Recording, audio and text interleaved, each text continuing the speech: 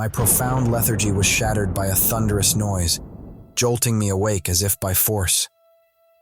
I opened my eyes, stood upright, and surveyed my surroundings to identify the place I found myself in.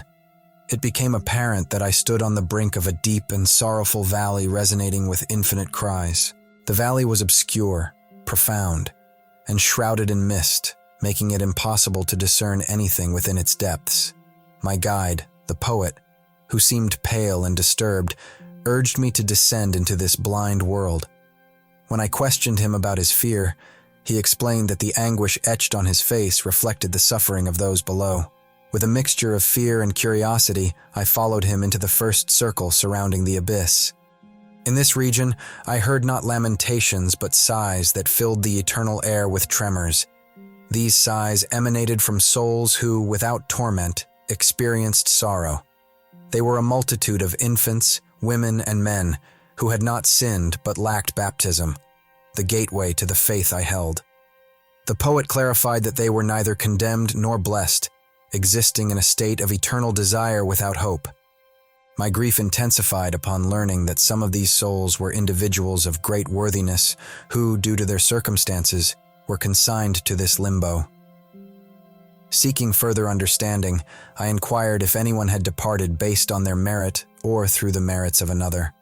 The poet recounted the arrival of a mighty one who liberated the spirits of notable figures, Adam, Abel, Noah, Moses, Abraham, David, and others, granting them a semblance of blessedness. He emphasized that before this event, no human spirits had been saved. As we continued through the crowded ghostly forest, a distant fire emerged, illuminating a hemisphere of darkness.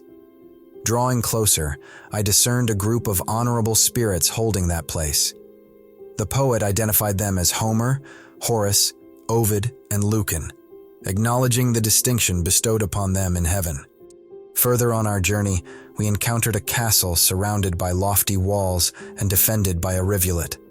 Passing through 7 gates, we entered a meadow of fresh verdure where people with solemn expressions and great authority resided. They spoke sparingly with gentle voices.